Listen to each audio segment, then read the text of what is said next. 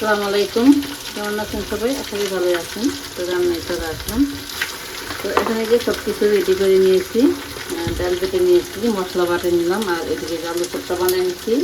আর এদিকে যে গ্যাস করে যাবে এখানে একটা তরকারি রান্না করে নিচ্ছি, আর এখানে যে বড় মাংস রান্না করে নিচ্ছি। তো মাংসটা রান্না করে নেব,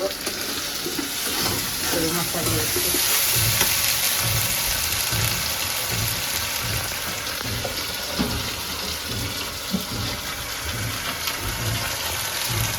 দিয়ে দিয়েছি আদা রসুন পেস্ট আর মাংস মশলা বাটা, আদা রসুন বাটা, পেঁয়াজ বাটা, দারচিনি এলাচ দিয়ে দিয়েছি। এখন দিয়ে দিলাম লাল মরিচের গুঁড়া পরিমাণ মতো, হলুদের গুঁড়া পরিমাণ মতো। আর এখানে আমি 1/2 কেজি মাংসর মশলাটা দিয়ে দিচ্ছি। পুরোটার দিনে অত তরকারি লাগে না, অল্প হয়ে যায়। এখন দিয়ে দেবো স্বাদ মতো লবণ।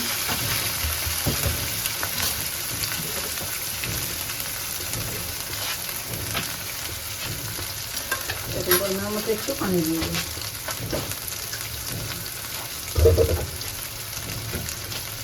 একটু পানি এড করে দিলাম।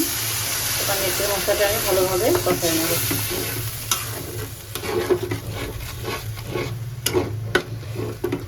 এদিকে মশলাটা কষাবো, আর এদিকে যে আলু চপটা বানিয়ে নিচ্ছি।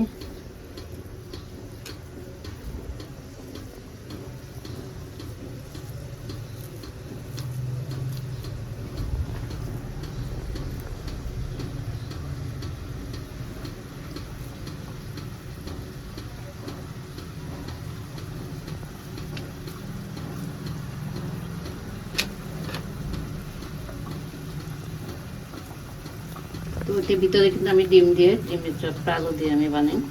তো ডিম দিয়ে আলু দিয়ে বানিয়ে নিলাম, আর এদিকে যেগুলো খালি বানিয়ে নেব, আলু তো বানিয়ে নেব। তো এই যে ইস্টারটা ভেজে নিচ্ছি, আর এখানে এই যে ইস্টার রেডি করে নিলাম। আর এই যে মামির জন্য ইস্টার পাঠাবো 500টা। তো ওদের ইস্টারটা আগে রেডি করে নিচ্ছি, আর আমাদেরটা ভেজে নিচ্ছি। আর ওদের সময় হয়ে গেলো, এই জন্য আগেরটা ভেজে পাঠিয়ে দিচ্ছি, দিয়ে আমাদেরগুলো ভেজে নেব। এদিকে যে সমস্ত ভোটগুলো নিলাম, এগুলো রেডি করে নেব একটা। এর পরে চলে আসলাম, আর এখন আমি রান্না করে নেব। আর ওইদিকে মাংস বের করে রেখেছি, গরুর মাংস। আর এদিকে আমি এই যে ভাজি করার জন্য করলা আর আলু করে নিলাম, এগুলো ভাজি করবো। আর এদিকে পেঁয়াজ মরিচ কেটে নিলাম। তো এখন আমি রান্নায় চলে যাব। তো এখানে এই যে আজকে করলা নিয়ে আসছে, করলা কিন্তু আমি এমনি চাপ করে ভাজি নিয়ে আসছি, কুচি করে নিলাম, কুচি করে ভাজি করে নিলাম। আর এদিকে আর পেঁয়াজ মরিচ কেটে নিলাম। এখন রান্না করে যাই, মাংসটা কেটে নিতে হবে, আর সব কিছু রেডি করে নিয়ে রান্নায় চলে যাব। তো এই যে করলা ভাজি করে নিলাম, করলা ভাজিটা করা হয়ে গেছে। আর এদিকে আমার কাটাকুটা হয়ে গেল। আর এই যে মাংস, গরু মাংস বের করে নিয়েছি, সাথে আলু দিয়েছি, আলু দিয়ে রান্না করে নেব। মশলাটা কষায় নিয়ে নিলাম। তো এখন আমি মাংসটা দিয়ে দেবো। রোজার দিন কিন্তু বেশি মাংস রান্না করলে থাকে যায়, সেজন্য আধা কেজি করে রান্না করলে 2 বেলা হয়ে যায়।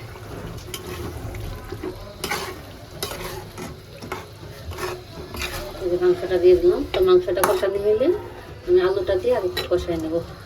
আর এদিকে করলা ভাজিটা হয়ে গেছে, আর মাংস রান্না করবো আর করলা ভাজি করবো।